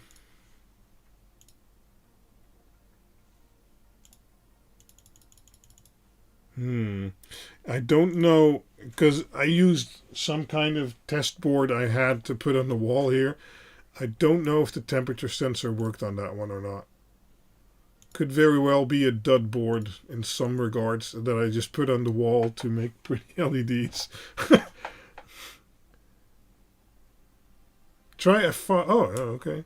Control F5. Let's see. Info. Nope.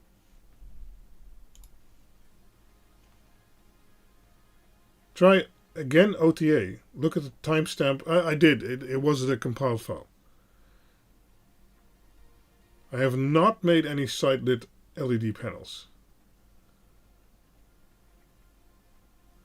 Yeah, well, this should have been enough, but as I said, this could very well be a board that doesn't have a working temperature sensor on it.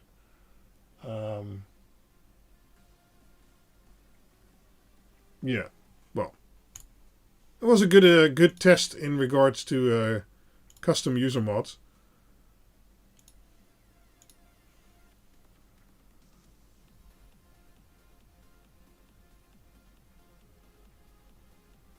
Yeah, oh well. Because let's see which pin it uses. ESP32, pin 18. Yeah, that should be correct, I think. Let me check my own documentation. Pin out guide for Dig-Quad. DS. Yep, pin 18. Okay, yeah, that should be the correct pin. I don't know. As I said, could very well be a dud board.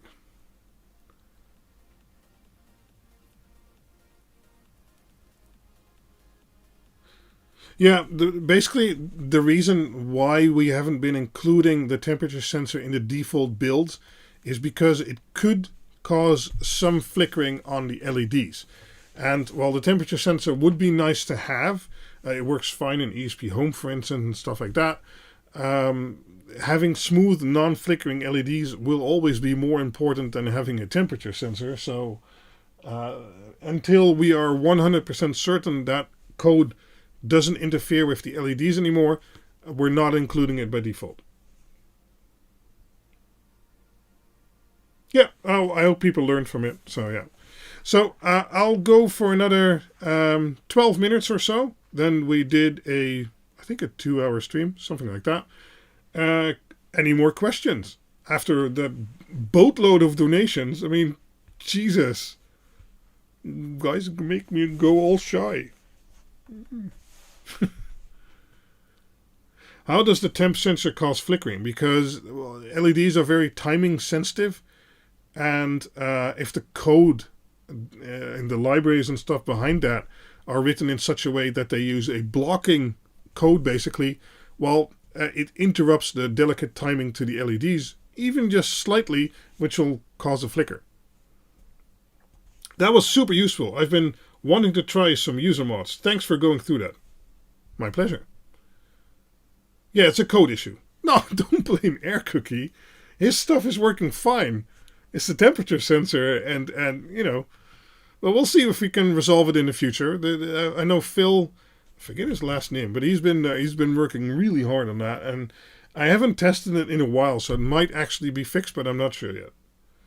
I'm really stuck in a project with 3 full strips where the best place to get some info on such a long run.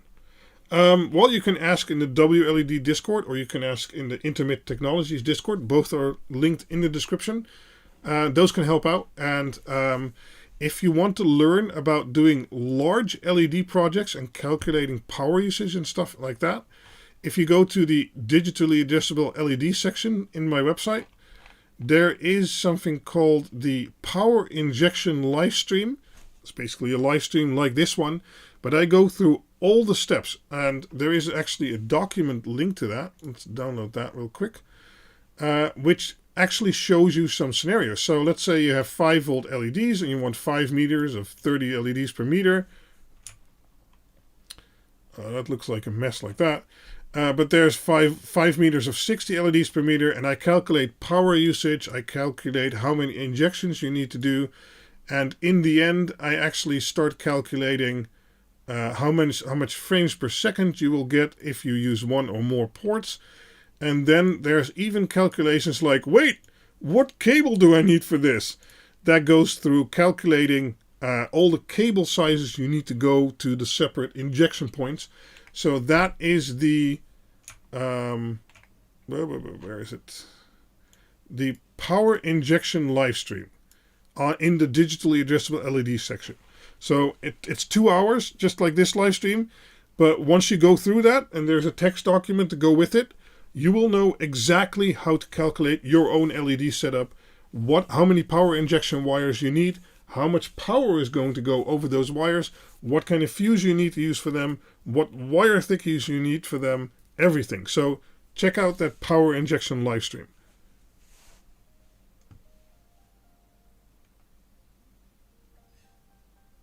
Yeah, Phil has made a nice solution, but I haven't tested it yet, so I haven't tested it recently, so I'm not sure what the status is right now.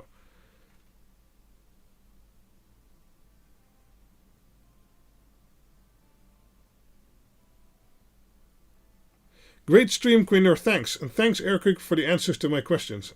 Awesome. We'll check it out, okay?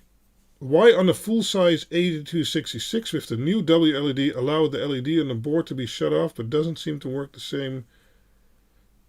So if you have an ESP32 on a Dig-Uno, the onboard LEDs link to GPIO 2. That's for the blue LED on there, not the red one.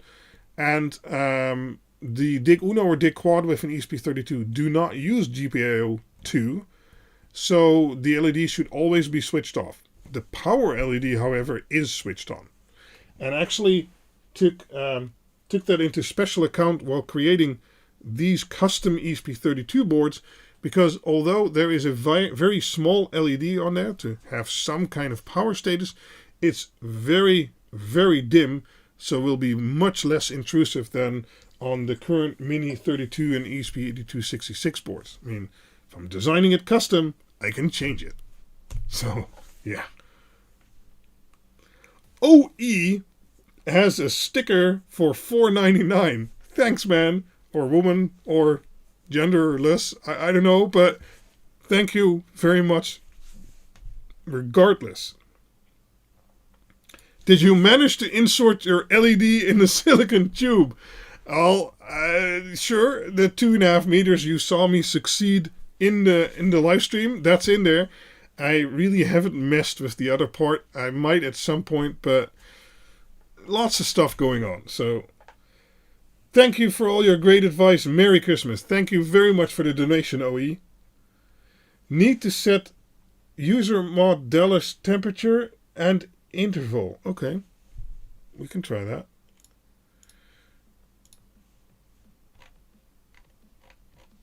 README.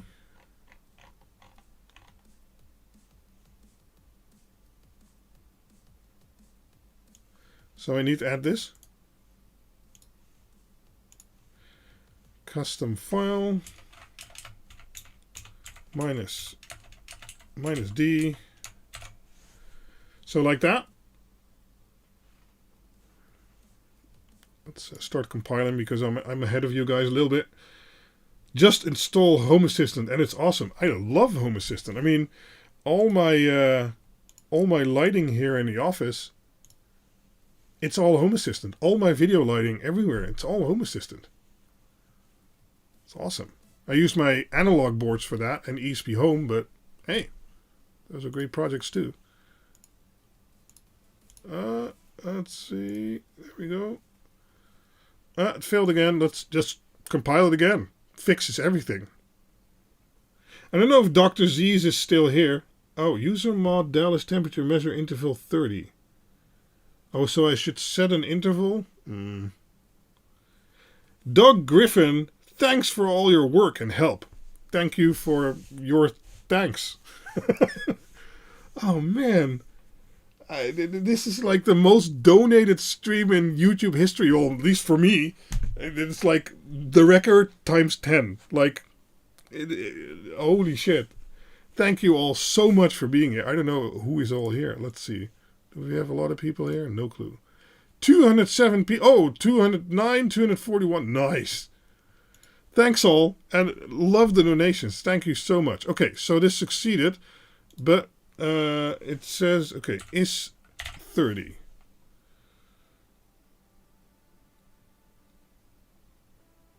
Yes. So, okay, let's do that. Let's compile it again.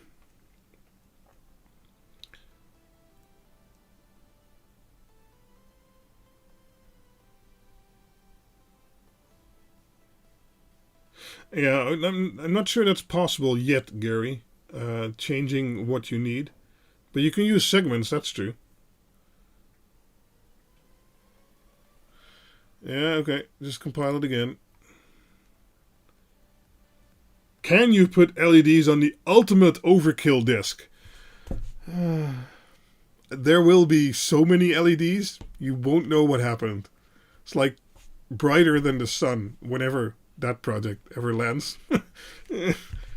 There's more and less successful projects, you know. It turns out I suck at woodworking, like really, really bad. Better at designing PCBs. Oh, man. Nix, if you update WLED to the latest build, if you do it using USB, you will lose your settings. But if you do it using OTA, like I'm going to show you right now, WLED, config, security updates, manual OTA update, choose file, 2257, so that is the new build. Select the build, update. Then you will keep your segments and settings and everything like that. Mark in Sutton, I promised to donate at the end so you didn't get distracted. Thanks for the stream, so good. No, thank you. Thanks all for watching. Awesome, let's see if this worked. Who knows? Who knows?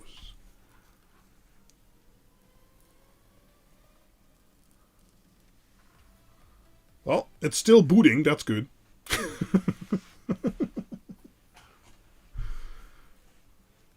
Oh, Jaco Wace, looking forward to using WLED and the QuinDigs in 2021. Right? 2020 was, well, for all intensive purposes, a dumpster fire year. But recording LEDs and WLED, so much changed. And, well, I love you guys using my boards. But let's make 2021 even better. I mean, nope, it's still not there. But I believe it takes a few seconds after booting. But hey, we've shown building a custom binary now for like 20 times. So that's something.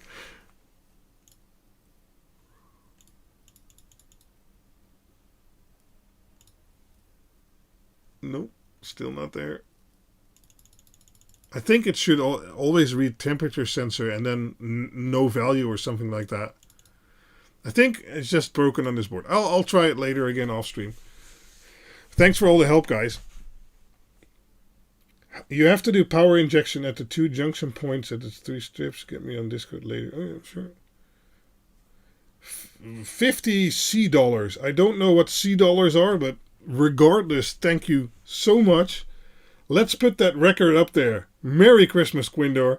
Thank you, Richard Campbell. That is... Oh, it's Canadian dollar. Wow. Holy... Thanks. Damn. So, if I got a Dig-Uno, but the ESP8266 was bad, and I have an ESP32, can I just swap it out and connect the right pins on the ESP32? Yes, absolutely. Dumpster fire doesn't quite justify it. Yeah. My burnout RGB strips will add to the dumpster fire. Oh, someone at the beginning of the stream mentioned he wanted to do analog LEDs. Now, the way to do that is, let's go up here. And let's say you wanted to do that for a QuinLED-Quad. Very bad naming scheme here. or a QuinLED-Dig-Uno, which are my analog boards, you'd select the default ESP32 dev environment. So, okay, that's in platform.ini. And then you'd go to the WLED00, and you'd go to the NPB wrapper.h. And here you can say define analog LEDs. You uncomment that, so now it's active. And then you scroll down and I have to check here. Yeah, so there are some default boards you can use for pinouts, but I don't think my boards are in here. That's fine. So then you can define your own pins. Same thing again. You go to my website. And this time we go to the analog LED section. We go there. And there is a QuinLED-Quad, not the Dig-Quad, but the Quad, and a QuinLED-Dig-Uno.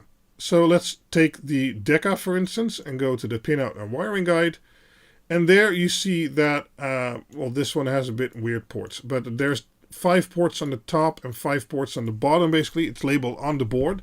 And you can see which pins you need to use for that. Same thing with the pinout and wiring guide for the QuinLED-Quad, not the Dig. And we see that 16, 17, 5, and 19. So we go back to Visual Studio Code. We then define the same pin numbers here for red, green, blue, and white, whatever way you are hooking them up to the board. You compile WLED, and then it will be analog enabled, basically. Right? So, hope that explains how to do analog LED compiling for WLED. Because it is nice. It'll give you a standalone controller with a phone app for your analog LEDs. Well, most of the time with ESP Home, you're linked to Home Assistant and stuff like that. And in some situations, you might not want that. So, yeah.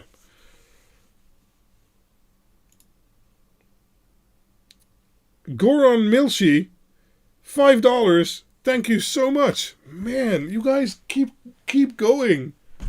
Ah, damn. Yes, I'll repost that link because for some reason I cannot honor the chat. There we go. That is to donate to Air Cookie. I really, really appreciate you guys donating to me, but send some his way too. Hardware is only hardware without great software. So,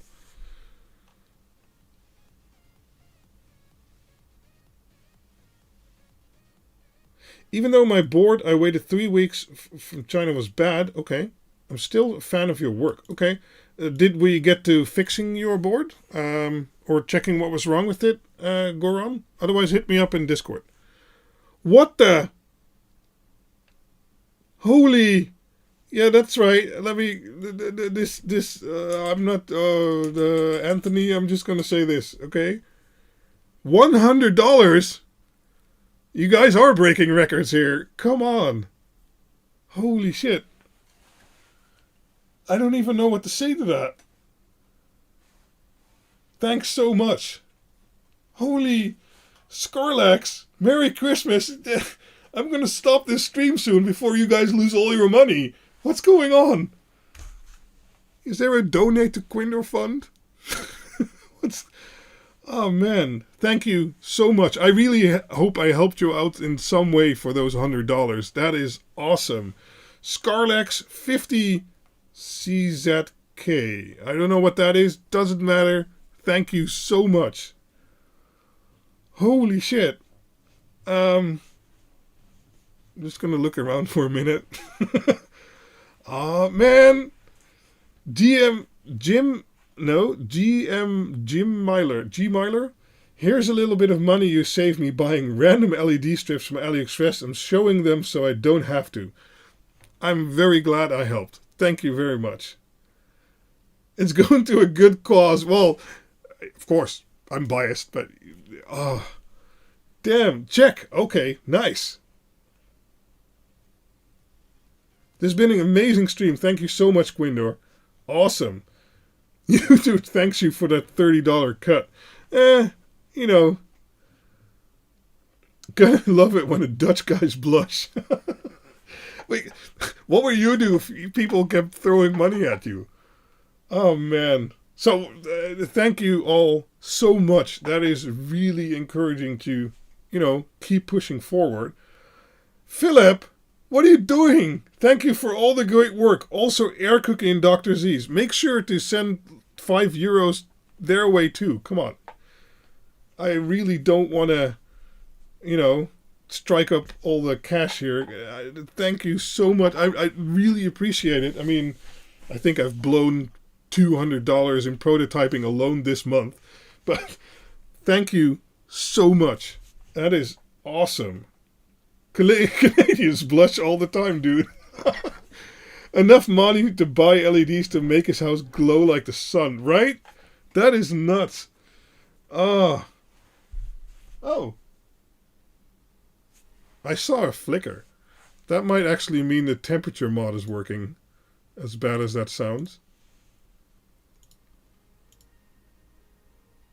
It's not showing. It's doing something. Don't know. Okay, so I'm heading towards ending the stream at some point. Oh, I'm maybe only halfway in focus. No, that's not it. No, still not it. That's it. Okay. So let's head towards rounding this off, because otherwise you guys just keep donating and I'm getting more shy by the minute, so that's not going to work. If you send money, send it to Quinder's PayPal. He gets more of it. I don't actually advertise that I have a PayPal. I have one, but I feel very awkward in receiving donations. I guess I can't block it on YouTube, but man, thank you so much. Thank you so much. I mean, order some quad and deca boards now. Awesome, Doug. Reload, Control F5. Oh, I can try that real quick. I still have it on my screen. Nope, still not there. I'll check it out after the stream. Don't worry about it. Refuzz WLED page. Yeah, let's see. Go back. Info, timer. No, don't do timer. Why did I do that? Turn them on. There. Nope. Don't worry about it. Don't worry about it. Air Cookie and Dr. Z's did get their cut too. Good, good. Okay, that's nice. Is your PayPal on your website? It is not. Should I add one? I guess. This growing community has some power, right? I mean, awesome. Merry Christmas, everyone. Well, this will be the last live stream of this year, I think. So, from me to you, absolutely Merry Christmas. Thank you, everyone, for being here. And special thank you for everyone who donated. Instinctively, I want to say it isn't necessary, but it does certainly help. But thank you so much. Okay, I will add a PayPal link to my webpage. That is very kind. But you guys are already buying the boards, and there's a little profit on there for me and for Dr. Z's, and so that's very nice too. But I'll consider adding a link. We need a good LED supplier in the EU. Actually, BTF Lighting, which I do mostly link to because I like their service, can send a lot of LED strips from Spain nowadays. So check that out.